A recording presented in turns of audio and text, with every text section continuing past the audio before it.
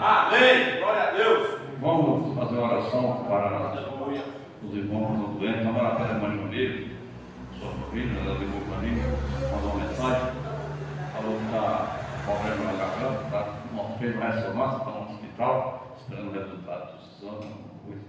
Então vamos orar a Deus, para Deus dar vitória para eles. E orar pelo pastor Cício, orar pelo Henrique, orar pelos irmãos, né?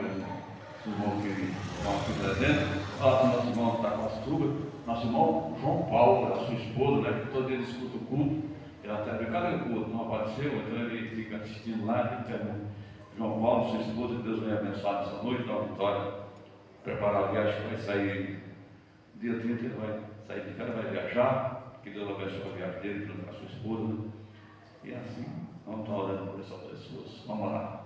Meu Deus, meu Pai Todo-Poderoso, Criador do céu e da terra, eu te apresento pelos cada um de nós, Pai, na tua presença, Senhor. Dá saúde, todos os males, Senhor. Pai, entra na cabeça dela aí, com o seu sangue, cura ela, tira aquela enfermidade dela, abençoa ela também, outros pessoal da família, Senhor. Nosso irmão João Paulo, sua família, Pai, nosso irmão Paulo, sua família, toda a tua mão, Pai, poderoso, faz milagres, Senhor, faz milagres na pessoa, Pai, grande maravilha daquele povo, é o que nós pedimos agora, Senhor, e te agradecemos em nome de Jesus.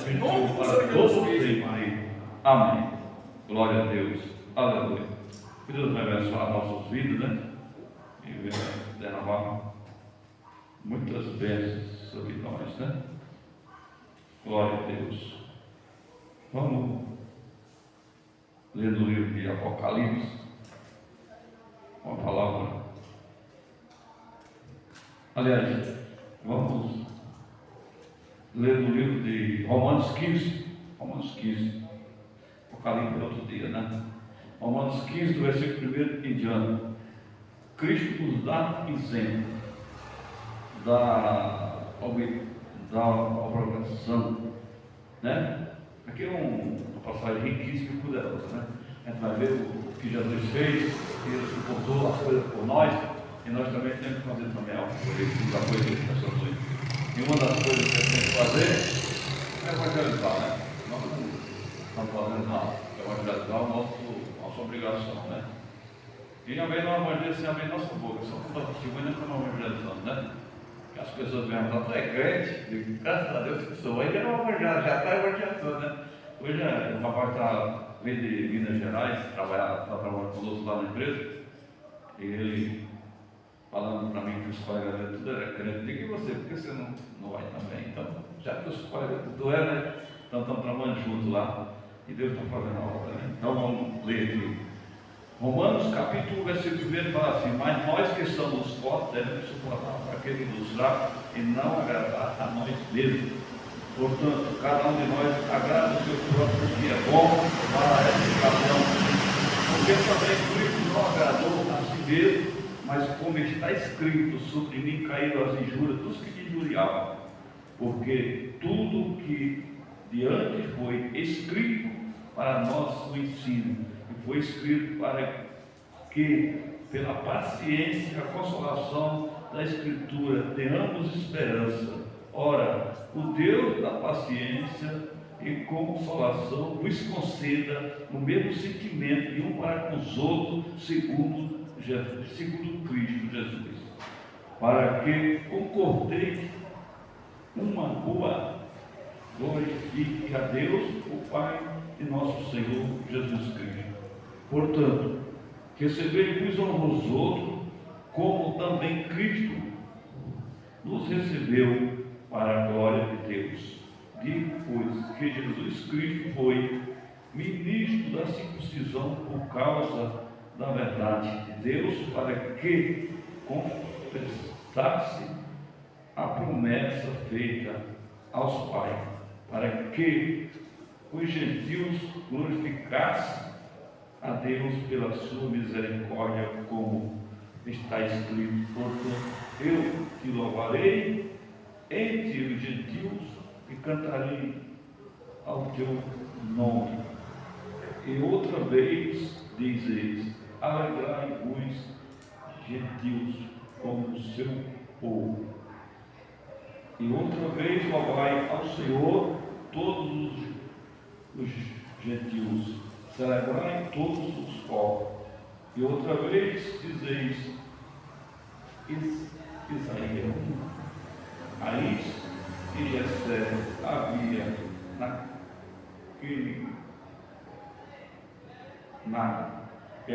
que se levantará para regrar os gentios, e os gentios esperarão.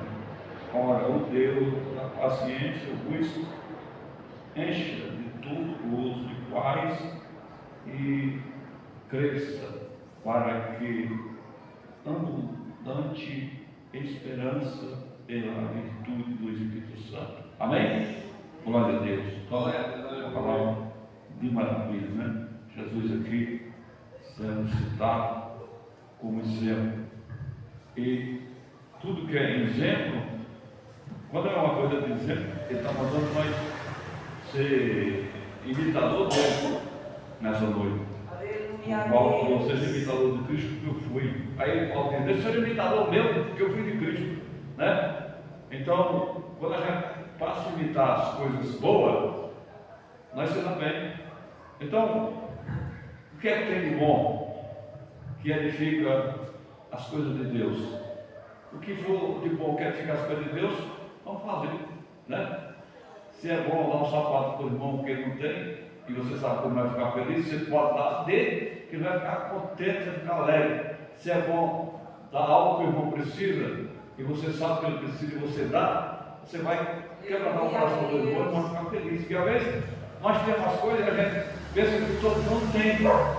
E às vezes nós temos condições de as coisas, às vezes pensa que todo mundo é monólogo. Às vezes tem gente que não tem porque não pode. E às vezes você pode, e quando você faz alguma coisa na vida que ele não pode, aí você se iguala a Deus. Porque o rico, sabe o que é que o rico faz? O rico dá um carro de presente, esperando outro melhor. Né? O outro faz um banquete e o outro rico faz outro banquete maior, esperando cada um banquete maior. A biscoita dele falou, quando tu quiser ajudar, ajuda os pobres que não podem retribuir nada. Porque quando o pobre não pode fazer nada por você, aí sim você ajudou a Deus, ajudou a Jesus Cristo. Porque o Senhor disse que quando nós fazemos alguma coisa esperando retorno, nós não estamos fazendo nada de bom. Mas quando nós fazemos sem retorno, sem esperar retorno, aí sim nós estamos cumprindo com a palavra de Deus. Nunca devemos fazer nada esperando retorno, mas fazer tudo automaticamente, esperando que o Senhor se agrade daquele ato que nós estamos fazendo. E que talvez a gente pensa que o Senhor se agradar, mas se aquele irmão se agradou sendo servo de Deus, Jesus se agradou. Porque o Senhor não olhar, porque na hora em Mateus aí ele fala bem claro que ele vai colocar os bois à esquerda e as ovelhas à direita, e ele diz que as ovelhas que está à direita porque se viu dessa forma. As ovelhas, mas por que o Senhor viu nós nu e nós vestimos na tia? Ele disse, quando você fizesse um desses pequenininhos, fizesse a mim. Quando nós estivemos com fome e saciando, não está na tua fome. Quando você tem um daqueles que não tinha comida para comer, a mim você deve. Então, quando nós ajudamos o necessitado, quando nós fazemos alguma coisa por alguém, nós estamos ajudando o reino de Deus, né? Seja lá o que for. Por isso que ele está dizendo, mas nós que somos fortes, devemos suportar para aquele dos fracos não agradar a nós mesmos. Quando ele fala forte, ele está falando em todos os sentidos. Pode ser forte fisicamente, ou pode ser forte financeiramente, ou pode ser forte de várias formas, espiritualmente, porque às vezes a pessoa fraca, em todos os sentidos, às vezes ele é fraco no dinheiro, ele não tem dinheiro, que eu estou falando para o irmão, ele quer comprar um negócio, mas ele não tem o dinheiro para comprar. Às vezes ele é fraco, ele quer vestir uma roupa e ele não tem para vestir, porque ele pode comprar. Eu estava pregando numa igreja, eu sei que eu estava pregando numa igreja, terminei a pregação, quando eu ia embora, eu ia pegar o carro, o irmão falou, ô pastor, Deus sonha, eu tenho um terno. Eu digo, rapaz, só isso você quer sonhar? Eu tinha do carro sempre, já dei para ele já. Eu andava lá, meu carro cheio de terno, cheio de coisa, porque se alguém pedir, eu dou, está lá, sapato, essas coisas. Aí o irmão ficou feliz demais, uma cachorro de alegria. Eu digo, né? Então vamos ver como para nós a gente acha que a gente quer, e a gente deve ter demais, né? às vezes a gente olha para quem não tem, às vezes a gente não tem nada demais. Então, tudo isso é o motivo de nós alegrarmos, aquele irmão ficou feliz. Então, você vê que essas coisas que a gente não consegue enxergar, e as filhas do Senhor quer que enxergue, porque é pelas coisas pequenas que vamos ser alcançadas grandes, e é pelas coisas pequenas que vamos ser derrotados também. Porque se nós quando uma coisinha errada, pequena, só porque o erro pequeno e nós não corrigimos aquele erro pequeno, ele vira grande. Porque fala da raposa, né? Raposinha e raposonas, né? Raposinha pequena também fica grande, né? Então, aí por diante, daqui a pouco você passa uma raposa pequena, daqui a pouco está passando uma grande também, né? Que Deus Senhor falou para os fariseus: por que vocês estão preocupados com aquele que está no olho do povo e vocês têm uma trave? Jesus repreendeu eles por isso. Jesus chamou os saduceus e fariseus, porque se nós queremos corrigir alguém, porque pregar a palavra de correção, e você está errado, quem vai acreditar em você? Ninguém. Então Jesus quis dizer para os fariseus isso: vocês pregam para o povo que o povo tem que voar até mosquito, não pode passar nem mosquito, mas vocês estão comendo camelo, estão comendo camelo, estão tendo travo no meio de vocês. Isso não é verdade. E Jesus diz: vocês são hipócritas. Então, Jesus corrigia aquelas pessoas. E ele corrige hoje também nós. Porque nós também temos que falar isso para as pessoas entenderem que quando nós somos fiéis no pouco, Deus colocará nós no muito. Se nós formos fiéis no pouco, daqui a pouco você está sendo fiel no muito.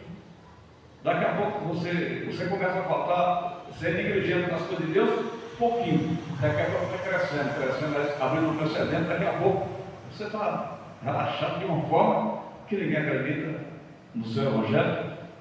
Não acredita quando você fala que é um cristão, porque você deixou mais de espaço para as pessoas olhar e ver uma falha muito grande em você.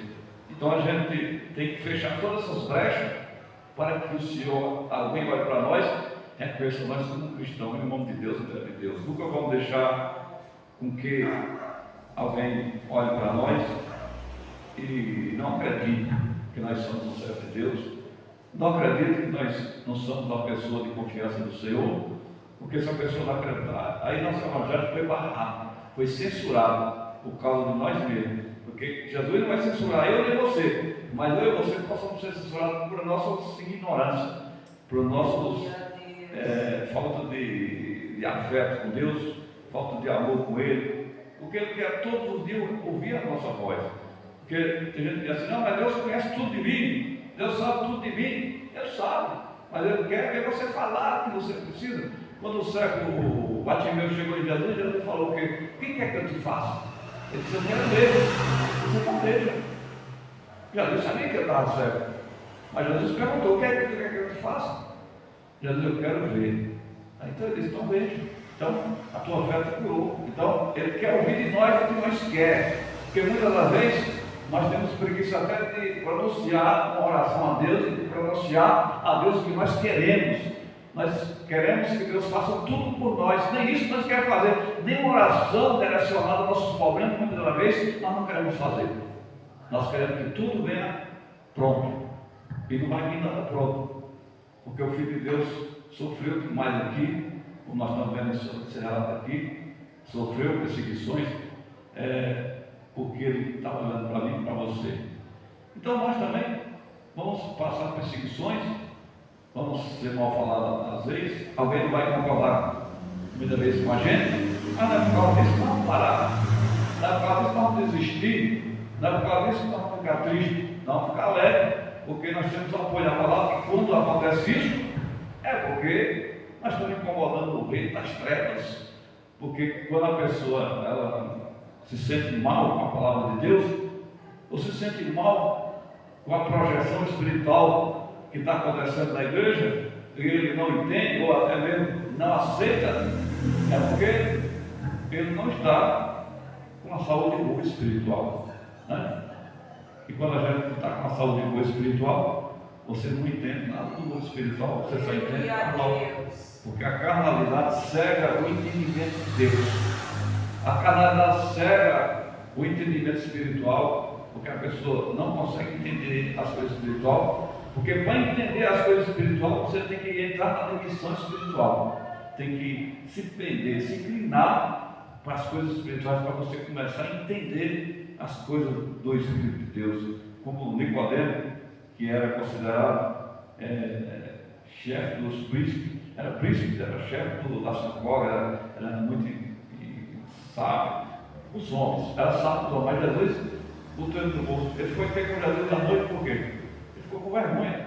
Ele ficou impressionado com as obras que Jesus fazia e ele pensou dele com ele mesmo. Mas conhece tanto e não vê nada acontecer. Não vê nada. Não vê nada do que Jesus faz. Então chegou aqui, já chegou dizendo, eu vim aqui porque eu sei que o Senhor verdadeiramente é do céu, porque ninguém faz tanta obra que o Senhor faz se não for enviado por Deus. E ele perguntou o que tinha que fazer para acontecer tudo isso. Jesus disse: nascer de novo. E ele entendeu carnalmente. E ele disse: mas como um homem velho pode nascer de novo? Pode voltar para o ventre da mãe e nascer? Jesus falou: mas tu és mestre de Israel, não sabe disso, não entende nada disso, porque estava com a Bíblia todos os dias. Ela lê a Bíblia todos os dias. É a mesma coisa, você lê a Bíblia todos os dias, mas se você não tem entendimento, você não ensina a Bíblia, que é o conhecimento espiritual. É a palavra de Deus, é uma palavra misteriosa. O mistério de Deus é revelado de acordo com a nossa fé, de acordo com o nosso coração. Não, você não entende. E quando você não entende, na sua cabeça vira uma bola grande. Você não prospera espiritualmente, porque você não está entendendo espiritualmente o que está dizendo a palavra e o que diz a palavra. Então, Nicodemo também não estava entendendo o que Jesus estava falando. Mas quando Jesus esclareceu para ele que tinha que nascer da água e do Espírito, ele disse: o que é nascer da água e do Espírito? É aceitar o mundo espiritual entrar de nós, aceitar as mudanças celestiais de nossas vidas. E o nascimento é deixar o velho homem morrer, porque para nascer alguma coisa tem que morrer outra. Você planta a semente e a semente ela morre, depois ela nasce. A semente ela apodrece debaixo da terra e quando ela morre, ela nasce. E quando ela nasce, vai nascer o seu pé de milho. Quantas espigas de milho vai dar um pé de milho? Vai dar várias. Quantas sementes você plantou? Então, é a mesma coisa que Jesus disse: se eu não nascer, se eu não morrer para o mundo, não pode dar fruto. Acontece no mundo evangélico hoje que as pessoas não estão dando fruto porque não morreram para o mundo ainda. Esse quer fazer a obra de Deus, mas voltado para as coisas mudando. Então, na verdadeiramente, a semente não morreu para nascer. Porque quando nós morremos para nascer, nada vai te incomodar, porque você quer ser novidade de vida. E tudo que é nascido de Deus é novidade de vida. Se você não está sentindo novidade de vida ainda na sua vida, é que você não nasceu ainda. Mas se você deixar Deus trabalhar na sua vida e nascer, quando você nascer, você vai dar muito fruto. Vai dar muito fruto. Porque o nascimento é necessário acontecer. O nascimento simboliza o batismo nas águas, né? Desceu, o velho homem ficou naquelas águas e nasceu um novo homem, a nova mulher. Mas o novo homem e a nova mulher nunca mais pode lembrar do velho homem, porque quando nasceu daquelas águas, tudo que nós fazíamos no mundo não podemos fazer mais. Porque é que a gente se batiza e não consegue se firmar com Deus, não consegue dar continuidade na obra dela. Porque o batismo é entrar no caminho. Você entrou no caminho. Agora quer ver se você vai até o fim do caminho. O caminho é longo. Quando eu me batizei, eu entrei no caminho. Você entrou no caminho. Nós estamos andando no caminho. Se nós abandonar Cristo, nós saímos do caminho. O caminho é Cristo. Então, quantas pessoas que entram no caminho, mas pensam que o caminho é fácil e depois eles não conseguem ir até o fim, porque a caminhada é longa, a caminhada é difícil, a caminhada não consegue andar com bagagem, porque a caminhada nós temos que deixar a bagagem para trás, porque Jesus não permite. A bagagem atrapalha. O que foi que aconteceu quando ele mandou o discípulo sair? Ele falou assim: vamos fazer a obra. Não leva foice, não leva 2 túnicas, não leva 2 sandálias, não leva nada. E a cada que você entrar, Pergunta se alguém da cidade tem capacidade de hospedar vocês e dar alimento para vocês, dar comida para vocês. Então Jesus deu esse ensinamento. E você vê o que fizeram com essa palavra, a distorção dessa palavra como é tão grande hoje. Porque hoje as pessoas dizem, não, o Senhor disse que o obediente tem que ser o Senhor, o Senhor falou de comida, você tem que comer, você tem que beber, você tem que se vestir. Tanto que ele disse, se você tiver comida para você comer, tiver para você vestir, esteja com isso contente. Simples. Se nós seguimos o Evangelho do jeito que é escrito, não vai ter roubo, não vai ter escândalo, não vai ter nada. O que faz o Evangelho ter escândalo e roubo é a ganância dos homens querendo tomar tudo que o povo tem para ficar para eles. Porque o povo não tem entendimento de saber que se eu ficar rico, se eu ficar rico no dinheiro da igreja, ele está roubando. E se ele está roubando, ele já é um ladrão. E ladrão não entra no reino de Deus. E logo você vai estar toda a vida dando dinheiro a ladrão, alimentando ladrão, e ladrão não entra no reino de Deus. Só ladrão remide. Só ladrão remide. Ladrão que se arrependeu e não roubou mais. Está aí seguindo os caminhos de Deus. Mas aqueles homens que estão ricos, bilionários, à custa da palavra de Deus.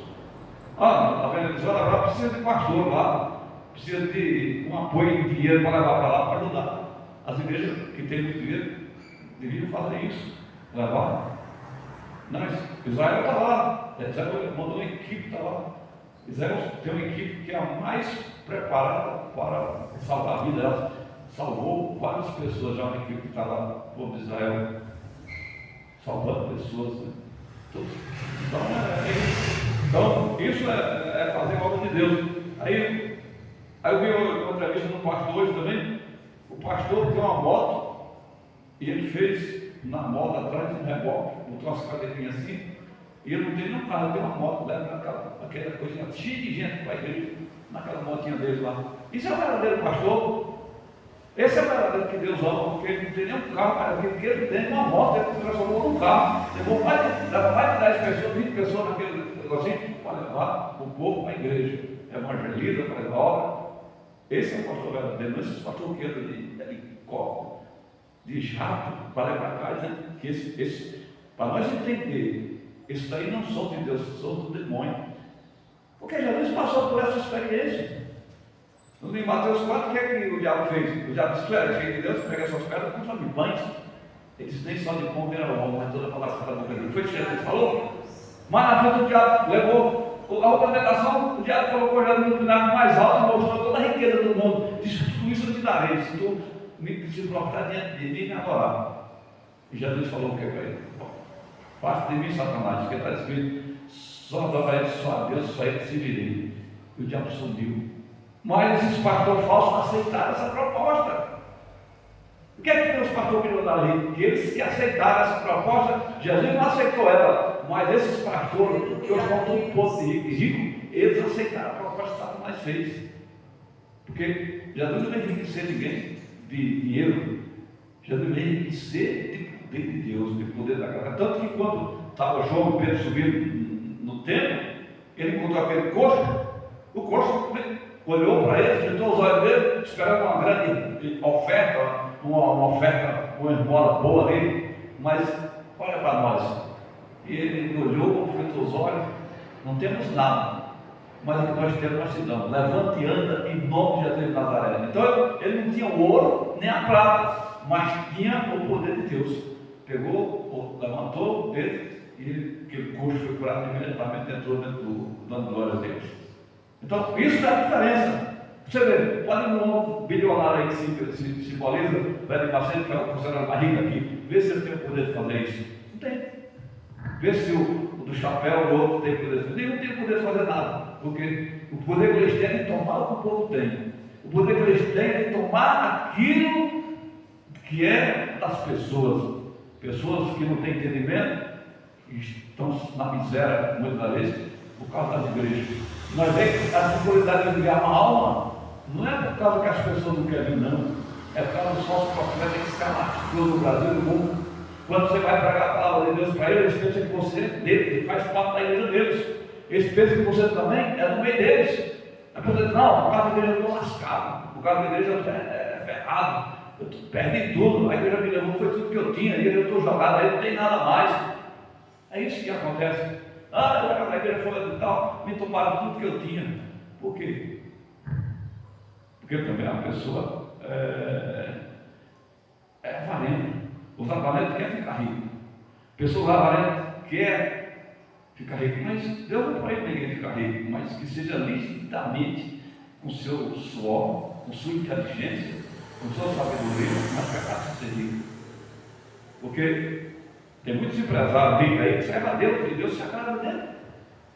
Tem muitas pessoas que têm dinheiro e servem a Deus, e o Senhor se agrada deles.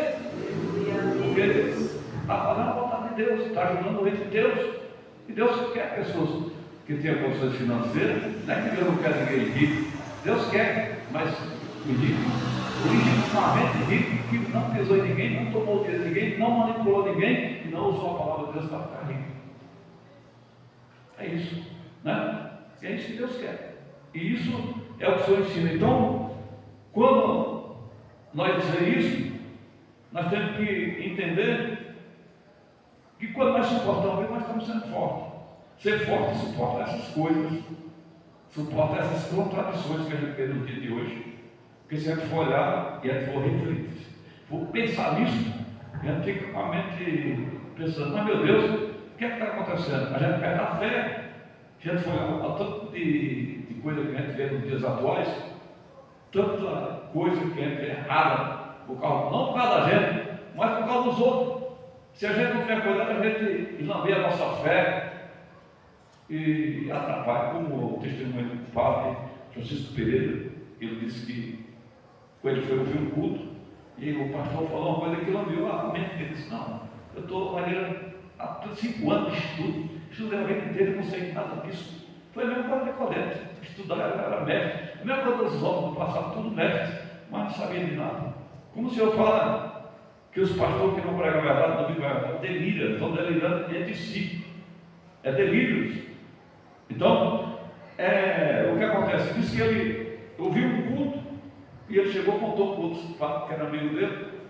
Eles também contagiou, disse, não, contagiou, mas foi um contagiamento bom, porque eles se converteram e hoje estão dando testemunho por aí. Então, nós temos que fazer por onde que nós vamos contagiar as pessoas, mas com a vontade de Deus, não com a manipulação, não com as coisas que erram. Que, como o Senhor está falando aqui, que nós devemos suportar perto dos fracos e não agradar a voz dele, mas agradar o nosso irmão aquilo que é bom para o crescimento espiritual na vida dele. Porque quando nós fazemos alguma coisa que o irmão cresce espiritualmente, nós estamos salvando a nossa pessoa. Nós estamos crescendo a fé dessa pessoa. E quando nós vemos essa pessoa crescer a fé, vai crescer tudo. Porque é a fé que faz o movimento acontecer. É a fé que faz as coisas fluir. É a fé que todos vão ser até a igreja. É a fé que vai fazer acontecer também na sua vida. A fé vai gerar algo maravilhoso a meu favor, a teu favor. E a fé, ela tem resposta. E a resposta é grande. Porque foi pela fé que aconteceu os grandes milagres do futuro. Né? Foi pela fé que Noé teve em acreditar na palavra de Deus e construiu aquela grande arca, e nós estamos aqui descendendo dessa nação, desse povo, porque Deus, ele acreditou. Então Deus já falou comigo, falou com você. Eu creio que todo mundo que está aqui já recebeu uma palavra de esperança. Tu está falando que Jesus está derramando esperança nos nossos corações, e a esperança, ela tem que crescer cada dia mais na minha e na sua vida. Esperança de que aquilo que está errado na sua vida vai melhorar. Esperança daquilo que você acha que está dando errado, que vai dar certo, porque você está perseverando no caminho de Deus, você está perseverando na fé, você está usando a sua fé e está acreditando que através da sua fé você vai alcançar esse milagre. E isso vai acontecer, porque é pela nossa fé que acontece tudo, né? Pela nossa fé. E a fé nossa vai crescer e cresce porque por ouvir a palavra de Deus. Quando nós ouvimos a palavra de Deus, a nossa fé sobe, ela cresce. E cada vez que a fé nossa cresce, mais próximo está a bênção da minha e da sua vida. Quanto mais você cresce na sua fé, mais a bênção vai chegar perto de você. E quando você chegar àquela fé que atingir a sua bênção, a bênção vai chegar nas suas mãos, porque é pela fé que nós sejamos abençoados, é pela fé que nós estamos cheios de poder de Deus, graças a Deus. É pela fé que você vai agradar seu irmão, é pela fé que você vai ajudar seu irmão, é pela fé que você vai dar um abraço. Às vezes o irmão não quer nada, quer só um abraço. Dá um abraço ao irmão, fica feliz, irmão. Que às vezes o irmão está lá jogado, ninguém dá atenção para ele, ninguém dá nem um bom dia para ele, não dá nada, e ele se sente nada. Mas quando você dá atenção para ele, abraça ele, ele se sente uma pessoa e ele fica feliz, e assim as coisas mudam. É maravilha, né? E é isso que a gente tem que fazer no nome de Jesus Cristo. Quando nós fazemos isso, nós alcançamos o coração das pessoas, e quando nós fazemos o coração das pessoas mudar, é bom demais. Aí nós cumprimos a palavra de Deus, como foi escrito nessa noite. Aí nós vamos ganhar essas almas do Senhor, porque Ele está esperando isso de nós, e com certeza nós vamos fazer o melhor, né? Então vamos para essa palavra nos nossos corações, vamos para nossos casas, vamos fazer de tudo para nós não machucarmos aos outros, mas que nós venhamos amar uns aos outros, e honrar uns aos outros, amém? Vamos orar ao Senhor. Meu Deus e meu Pai, Todo-Poderoso, Criador do céu e da terra, nesta noite nós te agradecemos pela tua santa palavra, pelo teu santo poder, meu Deus e meu Pai. Leva nós para nossas casas, na direção do seu Santo Espírito, Pai, e abençoa todos que aqui estão, abençoa a minha esposa, da força dela, abençoa a Elsa, abençoa a Maria, abençoa o nosso irmão Toninho, abençoa a irmã Neide, toma nas tuas mãos, você casa, todos que aqui estão, Pai. Que cada um de nós venha gerar aulas, cada um venha gerar bênção na tua casa, nós venha gerar milagre na tua casa, meu Deus, meu Pai. Deus, visita a Javi, visita a família, faz milagre, Senhor. É o que nós pedimos, Pai, mais uma vez, rogamos pela cidade, ali a Venezuela, Pai, aquele povo que ali está, a família deles, Pai, desperta, dá ânimo para aquele povo, faz um milagre naquele lugar, Pai, tantas pessoas mortas, sem ter lugar para enterrar, Senhor, põe a tua mão ali, Senhor, faz milagre, é o que nós pedimos, no Brasil.